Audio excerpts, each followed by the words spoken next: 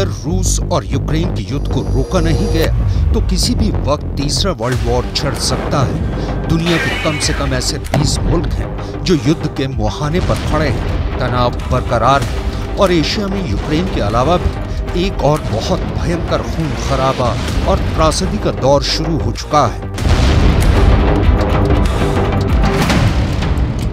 Armenia और Azerbaijan के border पर बहुत ज्यादा तनाव है। अगर यूक्रेन और रूस का युद्ध नहीं छिड़ता तो अजरबैजान आर्मेनिया पर हमला करने की हिम्मत नहीं दिखाता, लेकिन अब दुनिया में हालात इस तरह से बदल रहे हैं, एक दो नहीं कम से कम 20 मोर्चों पर युद्ध कभी भी छिड़ सकते हैं। यूक्रेन और रूस में युद्ध पहले से चल रहा है।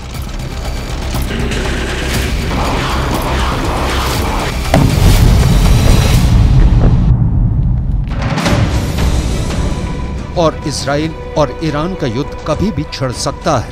ईरान अपने साथ कई और मुस्लिम मुल्कों को इजराइल के खिलाफ कर खड़ा कर सकता है। लीबिया में भी इजराइल के खिलाफ गुस्से को लेकर विरोध प्रदर्शन और बवाल हो रहा है। अफ्रीका के देश नाइजर में फ्रांस के खिलाफ बगावत भड़की हुई है। भविष्य में पोलैंड और बेलारूस के युद्ध से भी इनकार नहीं किया जा सकता है। रूस और फिनलैंड के बीच भी बॉर्डर पर तनाव बरकरार है। चीन और जापान के बीच भी तनावपूर्ण स्थिति बनी हुई है। आर्मेनिया और अजरबैजान के बीच गोलाबारी जारी है। चीन और ताइवान में भी तनातनी लगातार जारी है। नॉर्थ कोरिया साउथ कोरिया के बीच युद्ध के मोर्चे सज रहे हैं, क्योंकि नॉर्थ कोरिया के तानाशाह किम जोंग लगातार उकसाने वाली कार्रवाई करते हुए खतरनाक परमाणु मिसाइलों का परीक्षण कर रहे हैं। लेकिन इस वक्त हम अजरबैजान और आर्मेनिया के बीच चल रहे एक आंशिक युद्ध की बात कर रहे हैं। इन दोनों देशों के बीच में अचानक फिर गोलाबारी शुरू हो चुकी है और इस तनाव और गोलाबारी का सीधा सीधा कनेक्शन रूस से है। ये कनेक्शन क्या है आपको हम पूरे विस्तार से बताने वाले हैं, लेकिन सबसे पहले हम आपको दिखाते हैं कि आखिर आर्मेनिया और अजरबैजान के बॉर्डर पर क्या हालात बने हुए हैं।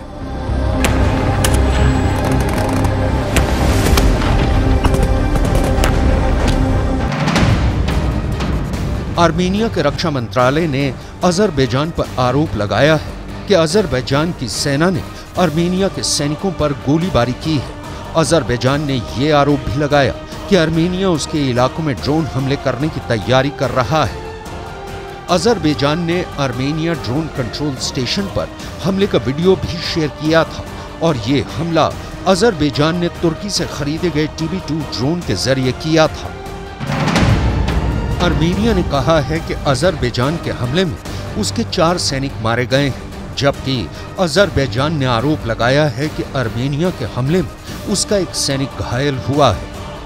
लेकिन दुनिया के लिए इससे भी ज्यादा मुश्किल और चिंता पैदा करने वाला बयान आर्मेनिया के प्रधानमंत्री निकोल पशिनियन का है, जिन्होंने पुतिन के खिलाफ बहुत कड़े शब्दों का इस्तेमाल किया है।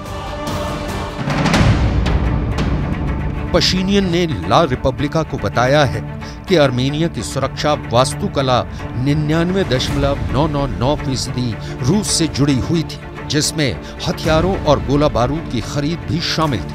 लेकिन आज हम देख रहे हैं कि रूस स्वयं यूक्रेन में युद्ध के लिए हथियारों और गोला बारूद की आवश्यकता से जूझ रहा है और इस स्थिति में ये समझ में आता है कि अगर रूस चाहे भी तो आर्मेनिया की सुरक्षा जरूरतों को पूरा नहीं कर सकता है। इसका मतलब साफ है कि सुरक्षा मामलों में सिर्फ एक भागीदार पर निर्भरता एक बड़ी रणनीतिक गलती साबित हुई है। अब जरा समझिए वर्ल्ड वॉर की ये चेन रिएक्शन क्या है।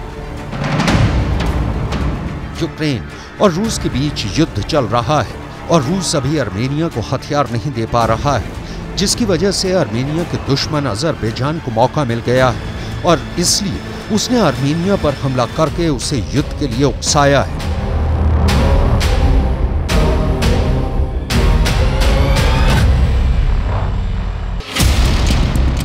यानी नोट करने वाली बात यह है कि वर्ल्ड वॉर का चेन रिएक्शन धीरे धीरे आगे बढ़ रहा है और एक के बाद एक दुनिया के कई मोर्चों पर तनाव बढ़ने लगा है, क्योंकि पुतिन ने बाइडेन के साथ दुनिया में जो पावर बैलेंस बना रखा था वो अब टूटने लगा है।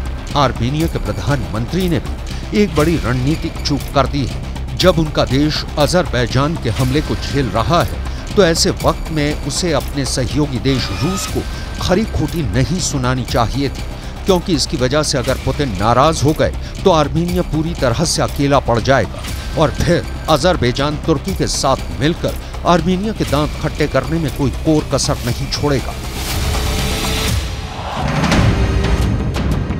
1991 में सोवियत संघ के विघटन के बाद आर्मीनिया ने रूस के साथ अपनी सुरक्षा के लिए समझौता किया था। हालांकि आर्मीनिया को इसका फायदा नहीं हुआ, बल्कि उसे अजरबैजान के हाथों युद्ध में अपने देश के सैकड़ों किलोमीटर की जमीन हारनी पड़ी है। अजरबैजान को एक बार फिर मौका मिल गया है और युद्ध में अकेला पड़ा है। ऐसे में किसी भी वक्त अजरबैजान अपनी सैकड़ों तोपों का मुंह आर्मीनिया की तरफ मोड़कर जंग में अपने सारे अरमान पूरे कर सकता है।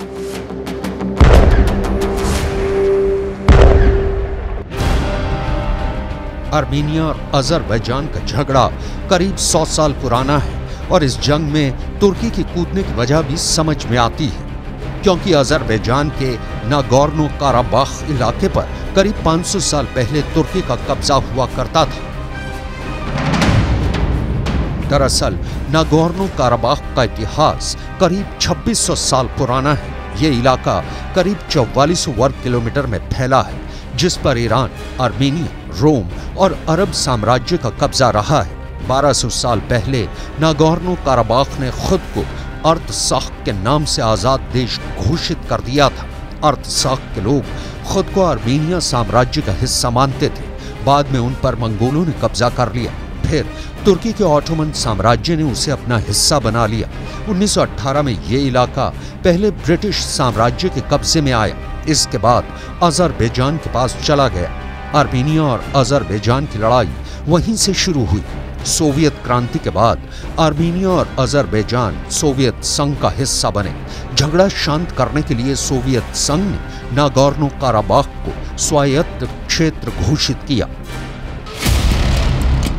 आर्मीनिया और अजरबैजान की जंग में दुनिया के कई देश उलझ सकते हैं। इस जंग में तुर्की और पाकिस्तान पिछली बार की तरह अजरबैजान के साथ खड़े नजर आएंगे। 2020 में आर्मीनिया और अजरबैजान के बीच हुई जंग में जिस तरह तुर्की ने खुलेआम अजरबैजान का समर्थन किया था और उसे हथियार सप्लाई किए थे, उससे साफ लगता है कि दुनिया के सामने एक और बड़ी जंग का खतरा खड़ा है। दरअसल आर्मीनिया एक क्रिश्चियन यानी ईसाई मुल्क है और अजरबैजान एक मुस्लिम देश है। यानी यहाँ मामला सिर्फ एक जमीन के टुकड़े का नहीं है, ये ईसाई और मुस्लिम देशों को भी एक दूसरे के खिलाफ ध्रुवीकृत कर सकता है। आर्मीनिया और अजरबैजान की जंग की वजह से दुनिया दो धड़ों में भी बंट सकती है और एक छोटी सी जंग तीसरे विश्व युद्ध में बदल सकती है।